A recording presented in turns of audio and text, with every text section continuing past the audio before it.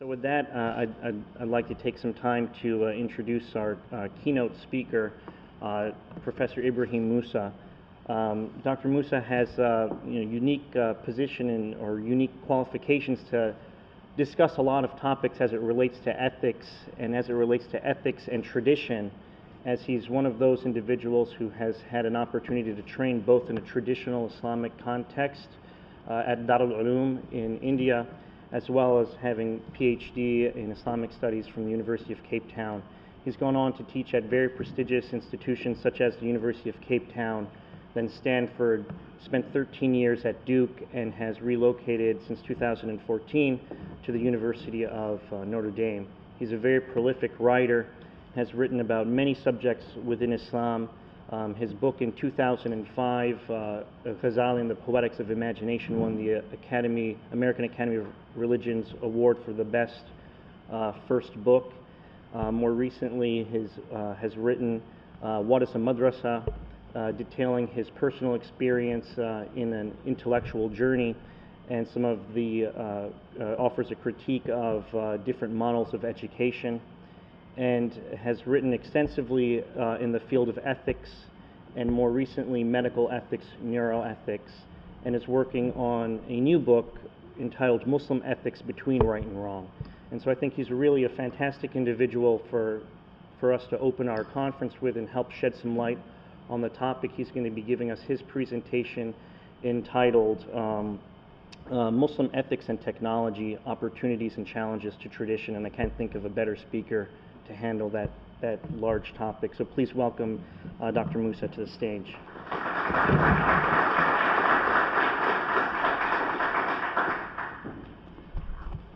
Thank you very much. Good morning, Assalamu alaikum. Thank you very much to the University of Florida for inviting me, and congratulations on the Center for Global Islamic Studies. Thank you to Dr. Ahmed for all the very careful invitation and hospitality. I'm delighted to be here to see friends that I've known at conferences. There are many of you out here. Thank you very much. Your presence means a lot, and furthermore, your engagement will mean a great deal more with the topic. So, Muslim ethics and technology. I have a prepared speech which I like to stick to, otherwise I go in all directions and then I'll be accused of being inconsistent. So, and I will tell you when I'll be going slow, because some portions might be a little bit dense, but we can work together on that. So prepare for density, but maybe not. Okay, so Muslim reflections on technology and related issues such as science, medicine, and biotechnology are marked by vast discrepancies. These discrepancies occur first at the level of the representations of reality. And by representation of reality, we talk about epistemology, the theory of knowledge, how reality is represented. So one is at the knowledge level, and as a consequence of this diversity, it also impacts the nature of ethical deliberation. And due to the geographical, cultural, and political diversity of Muslim societies around the globe, reaching meaningful consensus is a very difficult task. Given the major transitions that Muslim ethical practices experience under pressures of rapid modernization and globalization, civil wars, and in places experiments with democracy, and in other places where one has failed states, making general statements is also a risky business. So I'm putting myself at risk in a number of areas. So I will, hopefully when you ask the questions, qualify my response or what I had said. A Christian ethicist by the name of Professor Cole Turner some time ago asked whether technology, and especially biotechnology, could square with the notions of justice in Christian theology. One could ask the same question to Muslim theologians in a slightly more modified manner and ask, what is the relationship of technology to ethics, or how does one practice Muslim ethics in an age of technology? Of course, the question immediately triggers issues related to the economy, the political, and by political I mean the varieties of both political philosophies but also political practices that exist in various societies. It relates to the question of culture and society and the environment as well, and the environment, because the lived environment is a reality that we now have to take very seriously, as well as a host of other issues. Needless to say, institutional politics do indeed connect and shape the life worlds inhabited by a differentiated humanity. So politics does indeed affect the most sensitive and deepest recesses of our beings. For a religious humanity, confronting a range of challenging and practical bioethical questions within larger structures of governance, from globalization to liberal capitalism, these debates about technology often sponsor a set of larger concerns. Such concerns are mediated by what one could best call political theology. Another key word, political theology. What does political theology mean? It means, how do Muslims mediate and relate to the human-divine nexus? This human-divine nexus is what political theology is about, and how do Muslims relate to that? How do Christians or Jews or secular people relate to that? Humanity has always been challenged in how to deal with the larger forces beyond its control. How does God act in the world? How does divine power and influence intervene? What is the status of technology? Is that part of divine intervention in the world? And at what point does human responsibility and ownership begin? So let me repeat that. How does God act in the world? How does divine power and influence intervene? And at what point does human responsibility and ownership begin? At more critical moments in the lives of human beings, in almost all traditions, believers struggle with questions as to how does divine justice, theodicy, work in the world, if at all. Only yesterday I was talking to a student on your campus who said, there's something when I look at these refugees coming out of Syria and Iraq, and I ask myself the question, why am I in this privileged position? And I told him, you've just touched one of the most remarkable questions in philosophy, which is theodicy, divine justice. Why is divine justice privileging me and taking away privileges from other people? At more critical moments in the lives of human beings, in almost all traditions, believers struggle with the questions as to how does divine justice, theodicy work in the world, if at all? Are humans always at the will of an omnipotent and omniscient creator whose will we can only faintly descry but never fully grasp? These questions become especially relevant when the vehicle of human life and vitality, the body, is afflicted with disease, illness, and disrepair. Theology and global technology is my next heading. Configuring the divine-human nexus in an age of science and hypo-technoscience brings with it a certain conceit, a hubris that we had finally conquered nature.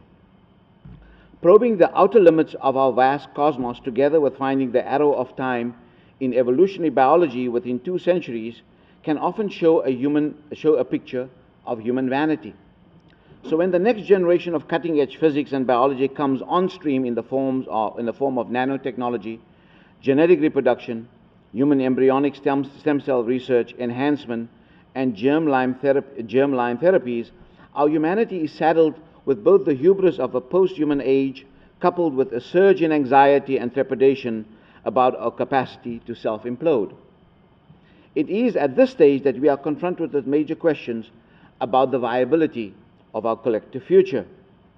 Newer installments of technoscience raise new questions for ethics and challenge the philosophical frontiers of thinking about the nature of us as humans, as we know the species.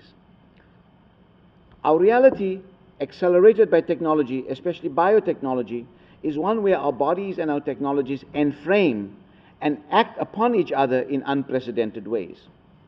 And we are always already acting and shaping our biotechnological reality, or our biotechnical reality, just as we are being shaped by it. With the advance of a new generation of biotechnologies, some of the earlier bioethical qualms surrounding organ transplantation and brain death suddenly sound remote, if not passé, though not entirely. If among the ranges of technology, we single out for the moment biotechnology, we might be better served in this conversation. On the face of it, biotechnology tends to have a semblance of being global, but it's possibly the best candidate for the term glocal, an awkward neologism that connects the global to the local or the local to the global.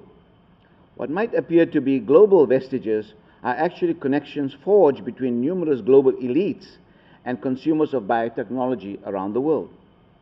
Concurrently, there are also entire, if not larger, global networks of people who are deprived of the fruits of biotechnology.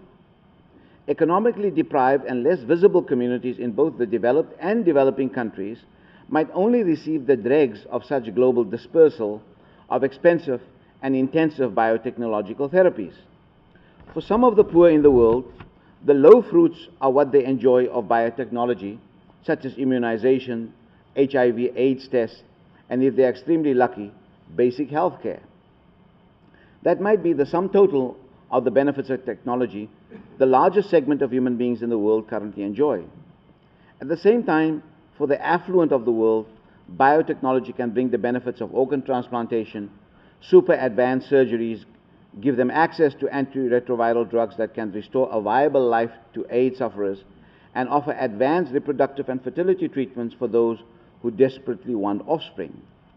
And we will hear more about that from Professor Marcia Einhorn, who will talk about the question of reproductive technologies and fertility. The key moral question is the following: can biotechnology be democratized and made accessible to the most deprived?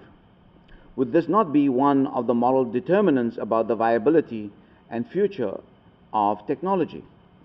Is biotechnology on the same democratic trajectory as, say, computer and cyber technology? Because computer and cyber technology has become democratized and has become cheaper globally. If so, such considerations could be a game changer. For most Muslims and Muslim majority societies, questions of biotechnology intersect with at least three large sets of issues. The first are socio-economic and political realities. These socio-economic and political realities are immensely diverse across Muslim contexts. They either facilitate or impede access to advanced science, otherwise distort access along lines of privilege and class. The second are biocultural and psychosocial questions. By this I mean the way science and technology produced in the West are translated and received within the social imaginaries of individual Muslims and collectivities of Muslims, and how biotechnology ultimately become enacted in their lived reality. The third cluster of issues relate to Muslim moral philosophies and theologies that are by their very nature complex examples of a work in progress. Due to multiple reasons not easily distilled here, there remain within Muslim cultural settings an urgent but unattended debate about a cluster of burning epistemological questions: whether representations of reality are both legitimate theologically and culturally speaking, and accurate scientifically speaking. Due to a whole host of reasons resulting from colonization, post-colonial blues, and globalization questions such as epistemic dislocations, fractures, and contestations over knowledge within many Muslim societies, all these issues both exacerbate and impact debates affecting Muslim ethics. Let me just summarize what I just said there. In other words, the way in which technologies and knowledge develop in the West, because of a host of political issues historically, and questions of domination such as colonialism, neocolonialism, the way in which these technologies translate into Muslim societies is not straightforward. There's a huge kind of political ballast attached to it, in the sense that people have anxieties that this will alter their life worlds. It will come with the imprints of another life world and will alter and change their ways. And technology is one of those. Technology and bioethics in the mirror of tradition. The audiences who engage in these debates are vast and diverse. Traditionalists and scientists are two major audiences, but also lay people. Often reality is marked by the in-between positions navigating these two extreme boundaries, that is, the boundaries of the traditionalists or ultra-traditionalists on one side, and scientists who are the harbingers of the modern. These kind of extremes always have an in-between that is much more thicker and much more complex. Technology surely poses major challenges for Muslims living in Europe, North America, and those prosperous parts of the Muslim world, such as the oil-rich Gulf region, where medical infrastructure resemble those in developed societies. Yet for Muslims living in rural Mali or in the slums of Jakarta in Indonesia, technology, and especially biotechnology, might bring golden rice and end infectious pestilences on the one hand, but also artificial fertilizers and genetically modified seeds bring with them new hazards in agriculture and food integrity, compared to a time when farmers used natural compost and people consumed food grown from unmodified agricultural seeds. Debates about the next generation of biotechnological issues under the impact of heightened Darwinian impulses are a reality in many Muslim contexts, from Gainesville to Ghana. I included Gainesville because it rhymed with Ghana. And I wanted to see if you were awake. Technology, especially biomedical technology, has made a range of interventions possible. The possibilities now range from molecular genetics, stem cells, and regenerative medical technologies. All these arrive at a time when Muslim ethicists have barely come to grips with an earlier generation of biotechnology, such as transplantation surgery, brain death, and artificial enhancements. Let's examine practices of transplantation surgery in places like Egypt and Pakistan in order to review the fascinating responses. In Egypt, as my colleague Shireen Hamdi points out, momentous and highly publicized and mediatized disagreement on transplantation surgery has created high levels of confusion among healthcare practitioners and sections of the religious establishment about the permissibility of such procedures in terms of Islamic law. Ironically, some former transplantation surgeons have publicly renounced their involvement in transplantation surgery, explaining that the body is sacred and that their surgical procedures involve mutilation and an affront to the integrity of the body. Given disagreement among religious authorities as to whether brain death constitutes an acceptable definition of death in terms of Muslim ethics and law, the topmost jurisconsult Mufti of Egypt at that time, Sheikh Ali Juma, who is since now retired and has also earned some amount of notoriety for his views on the Arab Spring, I just throw that in so that people know that I'm updated, as declared that Ali Juma at that time declared live transplantation to be impermissible. Relying on the expert opinion of physicians, Juma argued that his opposition was premised on the disagreement among medical experts and physicians themselves as to whether brain death qualifies as an indicator of death. Juma hints that if the medical experts gained greater consensus on brain death, then he might review his position on the subject. Ironically, these debates that surfaced in the late 1990s were preceded decades earlier by official rulings by Egyptian religious authorities about the permissibility of organ transplantation procedures that Al-Azhar and other institutions did earlier in the 70s and 80s already. With an active professional community engaged with transplantation practices, bioethical issues do not only become complicated and ambiguous, but they also connect to lived reality. Nevertheless, cornea transplantation is popularly accepted from cadaver donors, possibly because its materiality is different to the transplantation, say, of a kidney or a heart, even though the principal objection to transplantation should be valid in this case too. So, in the case of Hamdi's book, Our Bodies Belong to God, it's because in the Egyptian public sphere, a very prominent sheikh began to talk about these issues in the 1980s and 90s. Ash'arawi influenced a number of people, and physicians then changed their minds, but they've forgotten about the earlier fatwas, that the majority of the fatwas said that organ transplantation is okay, but so that the debate resurfaces in Egyptian society. I might have my disagreement and want to ask Shireen Hamdi, for instance, that do all the physicians disagree with organ transplantation, or is it the minority that disagrees? Because organ transplantation continues in Egypt. In Pakistan, the gulf between healthcare professionals and religious authorities on crucial bioethical issues has remained as distant as ever. According to ethnographic studies, families and patients do demonstrate a sense of altruism in donating organs. However, there is little evidence that religious authorities are consulted in many of the bioethical deliberations taken by medical professionals.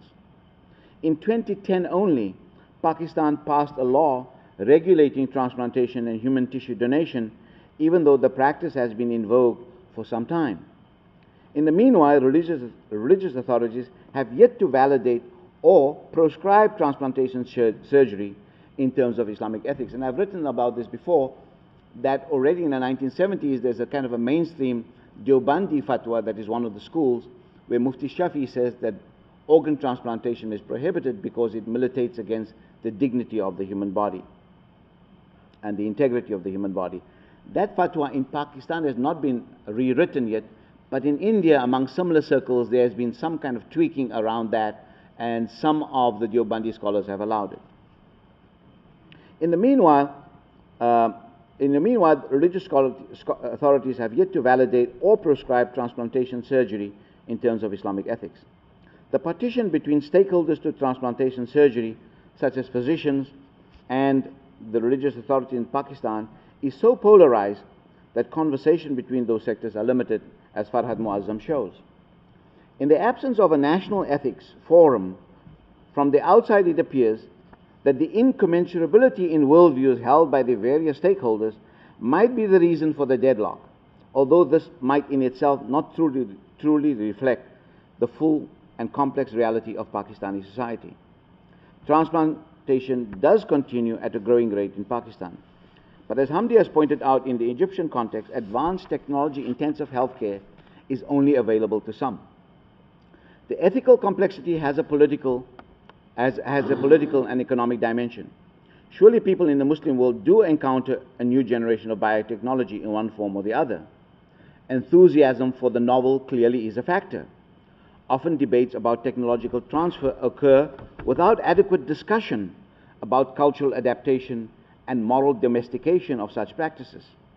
Another factor is that governance of both politics and medical politics inhibit contestation and debate. It always comes top down, and so there's no actual debate about what people should have, and the medical fraternity is very top down, and so is governance in many places. And so with that kind of a political environment, contestation and debate about the merits and demerits of technologies is inhibited. Some of these tensions arise from what might on the surface appear to be irreconcilable differences, but it might also be that the structures are not there to make debate and discussion possible so that differences can be remedied. If a whole new generation of biotechnological innovations form part of a Darwinian template of evolutionary science, then such discussions would certainly raise the theological red flag for some Muslims and will give them pause. In many Muslim societies, Darwinism has had an uneven reception and was also subject to mistranslation, suspicion, and has mostly been met by rejection. One of the paradoxes, however, are that while many Muslim thinkers and professionals might resist the philosophy of Darwinism, there is very little attention to a glaring contradiction that people profit from research and technology that are the products of evolutionary modes of thinking. And all the fruits of the Darwinian template are harvested in advanced technologies. Darwinism was viewed to be part of a naturalistic philosophy that made nature autonomous and independent of divine intention, with an open-ended, if not undetermined, telos, in other words, a goal, an undetermined goal. But more significantly, naturalism challenged inherited Muslim theological precepts that were part of a speculative philosophical tradition. Many precepts and concepts, especially about nature, gender, sexuality, and race, were treated as essences in the speculative tradition. Now these concepts are being challenged and for all practical purposes are supplanted by the rationality of empirical science. Or at least there's a contestation there between the rationality of empirical science and especially the rationality of technology and inherited theological notions. For some Muslim thinkers, this open-ended idea of nature threatened their telos-driven theological doctrines centered on two crucial aspects. First, a purposive notion of nature, that in other words, nature has a purpose and an end. And so that Darwinian thinking challenges that. And secondly, a belief in a fixed and permanent human nature. Both aspects were once viewed as part of the ontological pyramid. That's a big word, ontology, I'll explain. It's the pyramid of being, the kind of the center of being, how we are structured. We call it this fancy word, ontology. But both of these aspects, a fixed human nature and a purpose of nature, were once part of a pyramid of being that gave coherence to a body of knowledge that supported certain theological beliefs. Among such beliefs were the twin ideas of divine creation and the finitude of the material world. Now, the crisis that we encounter is the following. When we explore the examples in Muslim ethics involving biotechnology that I've identified, we find a great deal of anxiety in dealing with the emerging technoscience. One way to view that is to say that very few Muslim thinkers and institutions have recognized that the epistemological grounds of understanding the world from a believer's perspective have shifted, and that the pre-modern theologies require recasting and updating. Now, this is an open question. And some moments I think that it requires updating and recasting. But when I hear the techno-pessimists, and there are lots of techno-pessimists, then I wonder, do I need to do that? And so I'm between and betwixt about this. And I hope you can help me with this. While this desideratum is frequently upheld as a pious hope, in other words, to update it, it is perhaps often done in a piecemeal and ad hoc fashion. More often, these pious hopes surface in the domain of ethical deliberations over new generations of technoscience, where such theologies are practically enacted instead of when theoretical debates about the theology of science are entertained. And so, in practice, I think Muslims are addressing this thing in very interesting ways. Muslim discourse on the bioethics of science is often steeped in an ethical pragmatism about the permissibility, impermissibility, and the beneficence or malfeasance attached to the discoveries of technoscience. What is lacking and remains elusive is a critical and informed discourse about the philosophical grounds that underpin a contemporary Muslim moral and ethical vision in a prospective manner. Now, anxiety-ridden sentiments mixed with theological undertones often strongly surface in encounters with biotechnological practices. And these anxieties peak in discussions over genetics, where incredible as well as intimidating feats of technoscience potentially lie in store. Let's, for the sake of convenience, use the rubric genetics to cover a host of issues related to the transfer, use, manipulation, and experimentation of genetic materials. In dealing with some of these issues, many Muslim authorities frequently deploy a text of the Quran as a proof text in these debates and waive it as evidence of prohibition of the use of genetic therapies. The verse in question goes back to the conversation between God and Satan before the latter's expulsion from Eden for refusing to honor Adam. At that moment, Satan promises God, as he's been expelled, that he will avenge his expulsion on the children of Adam, striving henceforth to, quote, disfigure the creation of God. End of quote. Generations of Muslim exegetes understood that phrase to mean Satan threatening to sponsor the moral corruption of Adam's offspring and to disfigure their moral selves. However, in a post-Darwinian era, technoscience meets crass scripturalism to give that very same verse a completely new application and meaning. Now it means Satan will enable humans to molest the genetic composition of their bodies. What better illustration of grotesque disfigurement of the body than messing with the genes? In the view of many Muslim ethicists of a traditionalist, even those of a revivalist bent, this Quranic verse serves as a cautionary tale of the physical disfigurement of creation that awaits humanity, a humanity that experiments with evil and profane science. And so even Muslim traditionalists no longer interpret this, very reluctantly interpret this verse in the kind of the change of moral selves and moral character, but begin to turn to, in a very literal way, it means molesting the genes. Two principal objections are frequently made against genetic engineering. Firstly, this brand of technoscience opens the door to asexual reproduction. Secondly, it is argued that in its essence, genetic engineering is a violation of human dignity and as such scoffs at the sanctity of life. More generally, many Muslim religious authorities view genetic engineering procedures as that is, traditional religious authorities view as a frontal assault on the structure of the Muslim family, where the notion of paternity is upheld as a central artifice. And this is particularly true of Sunni Muslims. Sunni Muslims are particularly concerned about how genetic engineering might hammer the notion or influence the notion of paternity, because paternity in terms of Islamic law is only established within a heterosexual marriage. Asexual reproduction threatens the biological architecture that informs classical Islamic law. Intergenerational inheritance of property occur along the lines of kinship associations in Islam, and therefore the hype of biotechnology surrounding genetic engineering threatens that specific narrative of kinship relations the way we know it.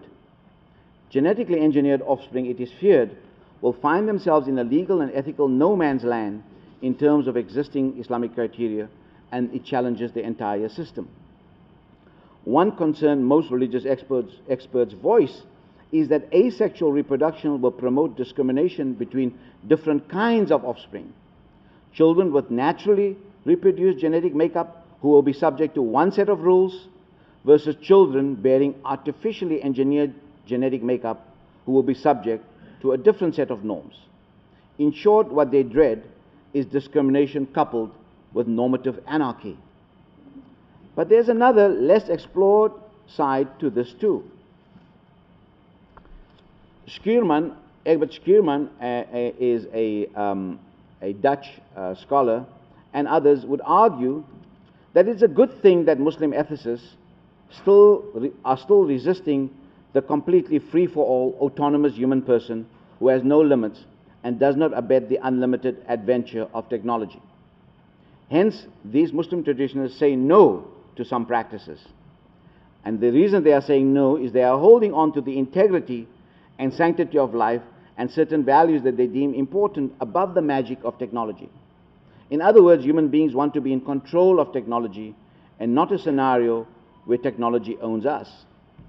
Much of the reaction to genetic engineering on the part of Muslim traditional authorities and ethicists point to the cloning of the sheep named Dolly as an indicator of the malevolent trajectory of technoscience. So let me move forward and think about this ethical challenge more broadly. Neil Postman, in his very readable book Technopoly, The Surrender of Culture to Technology, tells us that technology is our friend for two reasons. First, it makes life easier, cleaner, and hopefully longer. Second, due to the intense and inevitable relationship of technology to culture, technology invariably does not invite a close examination of its consequences. However, he concedes that the lack of self-reflexivity about technology, that is, we do not ask enough questions about technology, also results in the uncontrolled growth of technology that in turn destroys the vital sources of our humanity. To illuminate our case, he points out that cultures may be classified into three types. Tool-using cultures, where the main characteristic of such cultures was to do two things. One, to solve specific and urgent problems of physical life, such as the use of water power, windmills, and the heavy wheel plow. B, or two, to serve the symbolic world of art, politics, myth, ritual, and religion in the construction of castles and cathedrals. And one of the distinctive features of tool-using cultures, even in the case of military technology, was that it was connected to spiritual ideas and social customs, and that these spiritual ideas and social customs acted as controlling forces, that these spiritual ideas and social customs controlled us. Postman says, we may say further that all tool-using cultures, from the technologically most primitive to the most sophisticated, are theocratic, or if not that, then they are unified by some metaphysical theory. Such a theology or metaphysics provides ordering and meaning to existence, making it almost impossible for techniques to subordinate people to its own needs. In other words, what he's saying is that the older forms of technology and tool-using cultures, metaphysics was there. Metaphysics prevented a lot of things that to go out of control. However, Postman also cautions that it's an oversimplification to say that tool-using culture never had their customs and symbolic life reoriented by technology. The second kind of culture is what Postman identifies as technocracies. Tool-using, next one, technocracies, where tools play a central role in the thought world of the culture. Everything must give way in some degree to their development. The social and symbolic worlds become increasingly subject to the requirements of that development. Tools are not integrated into the culture, they attack the culture. The first significant step toward a technocracy was taken in the West by Kepler, who separated between theology and philosophy, between authority and reason. A technocracy is defined by its essential separation of moral and intellectual values, a separation that is one of the pillars of technocracy. Francis Bacon also did something similar. The third is the rise of the technopolis or technopolis in Postman's schema. Before the rise of the technopolis, it was eminently possible for two opposing worldviews, the technological and the traditional, to coexist in an uneasy tension. But with the rise of technopolis, one of the thought worlds disappears, namely the traditional one disappears. Technopolis eliminate alternatives to itself in precisely the way Aldous Huxley outlined in A Brave New World. Technopoly, in other words, says Postman, is a totalitarian technology. Now, we have now reached a point where people like Postman and others conclude that human beings are possibly now in the technopoly becoming worth less than the machinery. And technocracy and its successor, the technopolis, was both fueled by information about the structure of nature as well as the structure of the human soul. The end point is the emphasis on speed and information. And this is the elevation of information to a metaphysical status, says Postman, where information is viewed as both the means and end of human creativity. So now we are now landed in a realm of what Egbert Schuurman puts it. We are now in the technological world picture. The technological world picture is different from technology. By using technology, the technological world picture strives to dominate, control both nature and society. Technological economic powers, in particular, are the driving forces behind this picture of the world, and yet we all breathe its air. We all compromise ourselves with the desire for power and control by being touched as we are by the greed of consumerism. And so Schuurman and others are asking a number of questions that people like Lewis Mumford and others also talked about, the mega machine. And so now we are faced with the question that material values and standards clearly have the upper hand in the technological world picture. Given recent degradations of nature and the related environmental problems, however, some are convinced that these values and standards, which continue to control culture under the banner of progress, need to be transformed with an eye to survival. So instead of progress, we now need to talk about survival.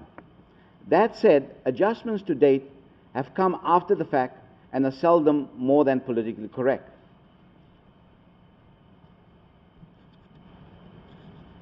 So the question we should be asking is the following. The question that people like Schuurman and others ask is that should we be putting questions,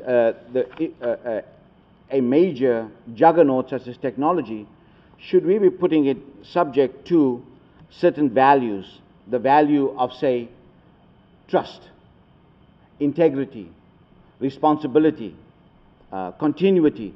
Should we be doing that?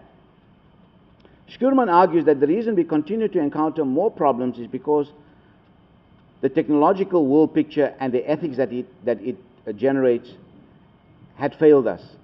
This is especially clear from problems related to preserving biodiversity and sustainability. Recent increases in biodiversity are shocking. Within the span of a single generation, he explains, the number of species has been halved. This must surely be the result of looking at living reality from a predominantly technical perspective. Now, one might well argue that the decrease in biodiversity is not only a problem of technology. What about the growth in human population, consumption, and other developments? Furthermore, one should also ask the question, is the alarming picture of technology, in other words, the techno-pessimists and the picture they portray, is that maybe not a first world problem? Is it not the case that in many developing societies, some basic technology can enhance human life? Yet, if we were to give attention to technology, we must listen to the critique of technology. So as a Muslim ethicist or any faith-based ethicist, I would ask the question, is it conceivable to begin a process by which we can alter the telos of technoscience? In other words, can we move the needle away from self-aggrandizing human autonomy into another direction? And can we do so without undermining intellectual curiosity? This latter point, intellectual curiosity, is a very important question to ponder. In other words, would a faith-based orientation to technology have allowed people to courageously think of exploring space and landing humans on the moon and a vehicle on Mars? Or would they have thought it blasphemous to interfere in the integrity of the heavens or view it as an affront to theology to do so? But it is a particular mental attitude and curiosity untrammeled by theological restrictions that took the leap to think about the exploration of science. And it became possible to explore space only because of technology made it thinkable. And space exploration was not only a vanity project. Rather, moonshot thinking, as Americans put it, realized so many spin-offs for medical technology, agriculture, and industry that even if moon landing was not achieved, there were innumerable benefits to the project itself. But I want to pursue the question that if we hear the concerns about technology, in other words, by process, the technological process, I mean, can we re-educate ourselves on the basis of ecological thinking? If we keep in mind Neil Postman's insight that technological change is neither addictive nor subtractive, but it is ecological, in other words, one significant change will over the long duration generate total change.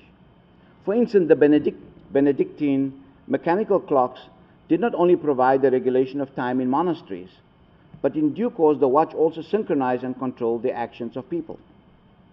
And so I want to say that we must be able to think today in the way in which we hear the people who talk about the certain concerns about technology, but at the same time, one might want to espouse an ethos of responsibility. An ethos of responsibility is integral to Islamic thinking way before Hans Jonas and others talked about responsibility. But what does it mean? What does it mean to be responsible? I want to conclude with a hadith of the Prophet Muhammad in which a Bedouin one came to the mosque and asked him the question, "O Muhammad, when is the hour?" So this man asked, when is the hour of judgment? And Muhammad said, well, when he responded to this person, he said that when responsibility is destroyed, expect the hour. So this Bedouin was a sharp Bedouin. He was not going to take this answer simply. He said, how is responsibility destroyed? And he said that responsibility is destroyed when incompetent people are put in charge of your affairs. In other words, competence and growth in knowledge to understand certain problems is very, very vital to work us out of the double bind that technology puts us into. Technology takes us into the double bind of, on the one hand, making certain things possible, but also warns us of certain features that might be harmful to our future. Muslim ethical thinking views artifices, technology, as things that make things possible in life, that make certain things easy in life. It is called irtifaqat by the Indian thinker Waliullah Dehlavi in the 18th century, and it is seen as a ni'mah, as a gift of God to humanity. How we value those gifts and what kind of framework we use in making these gifts deliver for us certain outcomes that are productive and vital to our living is going to be the crucial question for Muslim ethics. Thank you very much.